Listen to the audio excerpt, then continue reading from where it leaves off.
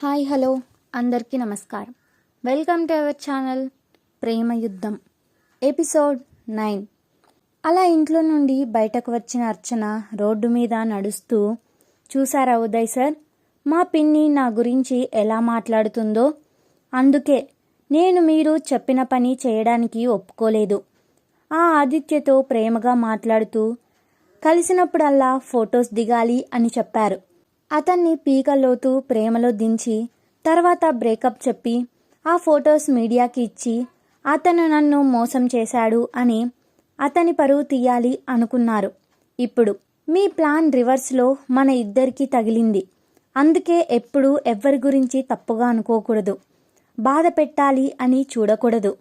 ఇప్పుడు నా పరిస్థితి ఏంటో కూడా అర్థం కావట్లేదు. అందరికీ ఈ విషయం తెలిసిపోయింది. నేను ఆఫీస్లో ఎలా జాబ్ చేయగలను అని అనుకుంటూ రోడ్డుకి సైడ్కి నడవాల్సిన బేబీ రోడ్డు మధ్యలో నడుస్తూ వెళ్తుంది. వెహికల్ హార్న్ సౌండ్ కూడా పట్టించుకోవట్లేదు. చూసుకోకుండా ఒక కార్కి ఎదురుగ్గా వెళ్ళింది. ఆ కార్ అర్చనకి డాష్ ఇచ్చింది. అర్చన కింద పడిపోయింది. తలకి దెబ్బ తగిలి రక్తం పోతోంది. అతను కార్లో నుండి దిగి చూసి వెంటనే హాస్పిటల్కి తీసుకెళ్లాడు. ఐసీయూలో ఉంచి ట్రీట్మెంట్ చేస్తున్నారు. డాక్టర్ బయటకు వచ్చి ఆ వ్యక్తితో, మీరు తనకి ఏమవుతారు? ఏం కాన్ డాక్టర్, తను సడన్గా వచ్చి నా కార్ కింద పడింది, హాస్పిటల్కి తీసుకువచ్చాను అంతే. తనకి ఎలా ఉంది డాక్టర్? ఇప్పుడు కండిషన్ కొంచెం క్రిటికల్గానే ఉంది. బ్లడ్ పోతోంది. బి పాజిటివ్ బ్లడ్ కావాలి. మేము ట్రై చేస్తున్నాము డాక్టర్. నాది అదే బ్లడ్ గ్రూప్, నేనిస్తాను. ఓ గుడ్, రండి అని అతని బ్లడ్ తీసి అర్చనకి ఎక్కిస్తుంటారు. ఒక 2 days తర్వాత అర్చనకి మెలకువ వస్తుంది. కళ్ళు తెరిచి చుట్టూ చూసి ఎదురుగ్గా తనకి సెలైన్ బాటిల్ మారుస్తున్న నర్స్తో, నర్స్ నాకేమైంది? ఇక్కడికి ఎందుకు వచ్చాను? నీకు యాక్సిడెంట్ అయింది. ఎవరో ఒక వ్యక్తి నిన్ను హాస్పిటల్లో జాయిన్ చేశారు. అంతేకాదు నీకు బ్లడ్ కూడా ఇచ్చారు. ఎవరు సిస్టర్? అంత మంచి వ్యక్తి. నేను అతన్ని చూడొచ్చా? అతను ఇప్పుడు ఇక్కడ లేడు. నువ్వు స్పృహలోకి వస్తే కాల్ చేయమన్నాడు. ముందు నువ్వు స్పృహలోకి వచ్చావు అని డాక్టర్కి చెప్పాలి అని బయటకు వస్తుంది. ఎదురుగ్గా అతను వచ్చి, ఆ అమ్మాయికి ఎలా ఉంది?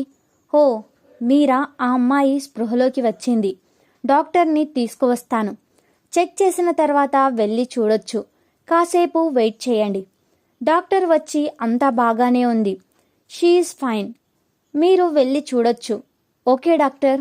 లోపలికి వచ్చిన అతను అర్చనతో, మీకు ఎలా ఉంది అని అడుగుతాడు. అతన్ని చూసి అర్చన కొంచెం షాక్ అయ్యి, ఇతను ఆదిత్యతో పాటు పార్టీలో చూసిన అతను కదా, ఇతనే నన్ను సేవ్ చేశాడా అని ఆలోచిస్తుంది. హలో మిస్, మిమ్మల్నే అడుగుతున్నా, మీకు ఇప్పుడు ఎలా ఉంది? హా, బాగానే ఉంది. మీ పేరు? నా పేరు తరుణ్. మీ పేరు అర్చన కదా? మీకెలా తెలుసు? 3 days బ్యాక్ న్యూస్లో చూపించారు, మీరు మీ బాస్ కార్లో అని ఏదో న్యూస్ కూడా వచ్చిందిగా, అలా తెలిసింది మీ పేరు అర్చన అని.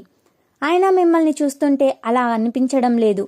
చాలా అమాయకమైన అమ్మాయిలాగా ఉన్నావు. సారీ అర్చన, నా వల్లే నీకు ఈ పరిస్థితి వచ్చింది. నువ్వు ఉదయ్తో కలిసి ఆదిత్య లైఫ్తో ఆడుకోవాలి అని చూశారు. ఉదయ్ ఆఫీస్లో పనిచేసే నా మనిషి ఆ రోజు మీ పార్టీలో మాట్లాడుకోవడం విని నాకు ఈ విషయం చెప్పాక నాకు చాలా కోపం వచ్చింది. వెంటనే మిమ్మల్ని ఫాలో చేస్తూ వచ్చాను, మీతో గొడవ పడ్డానికి. కానీ ఉదయ్ కార్ స్టార్ట్ అవ్వకపోవడం, మీరు కార్లోనే ఉండడం చూసి మీరు ఏదైతే ఆది విషయంలో చేసి వాడి పరువు తీయాలి అనుకున్నారో అదే నేను చేసి ఉదయ్ పరువు తీయాలి అనుకున్నాను. వాడితో కలిసి నువ్వు తప్పు చేస్తున్నావు. అందుకే నిన్ను బాధ పెట్టాను. మీ పిన్నికి డబ్బులు ఇచ్చి నిన్ను బయటకి గెంటేసేలా చేశాను. సారీ. ఏంటి సార్, ఏం ఆలోచిస్తున్నారు? ఏం లేదు. అస్సలు నువ్వు రోడ్డు మధ్యలో నించొని ఏం చేస్తున్నావు? నీకు యాక్సిడెంట్ అయింది కదా, మీ ఇంట్లో వాళ్ళకి చెప్పాలి కదా. నెంబర్ ఇవ్వు, నేను కాల్ చేసి ఇస్తాను. వద్దు సార్, మా డమ్మీ నన్ను బయటకి గెంటేసింది. నేను ఇంకా ఆ ఇంటికి వెళ్ళలేను. ఇదంతా ఉదయ్ సార్ వల్లే జరిగింది. నాకు కనిపించాలి, ఒక పెద్ద బిల్డింగ్ మీదకి తీసుకువెళ్ళి కిందకి తోసేస్తాను. డమ్మీ ఎవరు? మా నాన్నకి భార్య, నాకు పిన్ని. కానీ ఆవిడ అమ్మలాగా ఎప్పుడు చూడలేదు నన్ను, అందుకే డమ్మీ అని పిలుస్తాను. మరి ఇప్పుడు ఎక్కడికి వెళ్తావు? తెలీదు. ఇప్పుడు నేను ఇల్లు వెతుక్కోవాలి, జాబ్ కూడా వెతుక్కోవాలి. నువ్వు జాబ్ మానేశావా ఉదయ్ దగ్గర? లేదు, రిజైన్ చేయలేదు. కానీ మళ్ళీ ఆ ఆఫీస్కి వెళ్ళలేను, ఇంకెప్పుడు ఆయన్ని చూడను. సరే, నువ్వు ఆదిత్య కంపెనీలో జాబ్ చేస్తావా?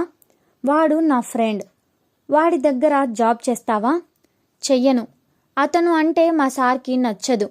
మా సార్కి ఎందుకో తెలీదు, అతను అంటే కోపం. అందుకే నేను అతని దగ్గర జాబ్ చెయ్యను. మీ సార్కి నచ్చకపోతే నువ్వెందుకు జాబ్ చెయ్యవు? చెయ్యను, అంతే. నేను వెళ్తాను, బాయ్. థ్యాంక్స్ నన్ను హాస్పిటల్లో జాయిన్ చేసినందుకు అని బయటకు వెళ్ళిపోతుంది. అప్పుడే తరుణ్ కార్ హాస్పిటల్ బయట చూసిన ఆదిత్య, తరుణ్ ఇక్కడేం చేస్తున్నాడు అని లోపలికి ఎంటర్ అవుతూ ఉంటాడు. అర్చన బయటకు వస్తూ చూసుకోకుండా ఆదికి డాష్ ఇస్తుంది. దాంతో అర్చన కింద పడబోతుంటే ఆదిత్య ఒక చేత్తో అర్చన చేతిని, మరో చేత్తో అర్చన నడుముని పట్టుకుంటాడు. అర్చన పడకుండా బ్యాలెన్స్ అయ్యి సరిగ్గా నిలబడుతుంది. అర్చనని చూసిన ఆదిత్యకి తన గుండె వేగంగా కొట్టుకుంటున్న చప్పుడు వినిపిస్తుంది.